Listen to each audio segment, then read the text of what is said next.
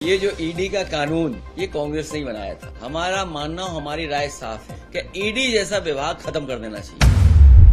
करणी सेना के बाद अखिलेश यादव का दूसरा बयान ईडी को लेकर सामने आया है। अखिलेश ने ईडी संस्था को खत्म करने की बात कह दी है, जिसकी वजह से हर तरफ घमासान मचा हुआ है। उन्होंने ईडी के इतिहास को बताते हुए कहा कि इस संस्था का निर्माण कांग्रेस पार्टी ने ही कराया था और तभी कांग्रेस को ये भी समझाया गया था कि आने वाले भविष्य में आपके खिलाफ ही इस संस्था का इस्तेमाल किया जा सकता है। और आज आप पिछले 10 सालों से यही सब देखते आ रहे हैं कि कैसे प्रधानमंत्री मोदी ने ईडी का इस्तेमाल करके तीसरी बार प्रधानमंत्री की कुर्सी पर बैठे हैं, क्योंकि चंद्रबाबू नायडू और नीतीश कुमार जो कांग्रेस पार्टी के साथ हुआ करते थे, लेकिन आज वही दो पार्टियां मोदी की कुर्सी को बचाए हुए हैं, जिनको लोकसभा चुनावों से ठीक पहले साथ लाने में ईडी का बड़ा हाथ रहा है। दरअसल चंद्रबाबू नायडू को चुनावों से पहले मोदी ने 500 करोड़ के घोटाले में फंसा दिया था, जिसकी वजह से नायडू ने 2 महीने की जेल भी काटी थी। लेकिन जैसे ही चंद्रबाबू नायडू जेल से बाहर आते हैं, तभी वो मोदी के साथ गठबंधन कर लेते हैं। और मजे की बात देखिए, मोदी से गठबंधन करने के बाद उस केस में चंद्रबाबू नायडू को क्लीन चिट भी मिल जाती है। वरना ईडी का कानून ना होता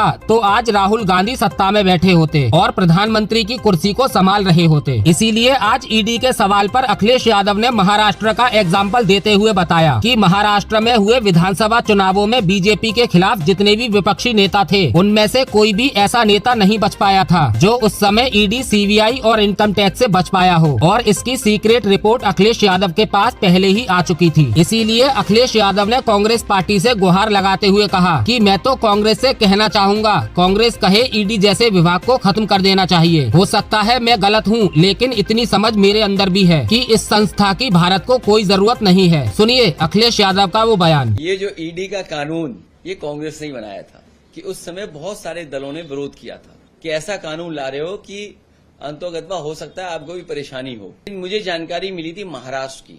महाराष्ट्र का कोई भी नेता जो बीजेपी के अगेंस्ट था वो बच नहीं पाया ईडी, सीबीआई, इनकम टैक्स से। मैं तो कांग्रेस पार्टी से कहूंगा कि वो कहें कि ईडी जैसा विभाग ही खत्म होना चाहिए।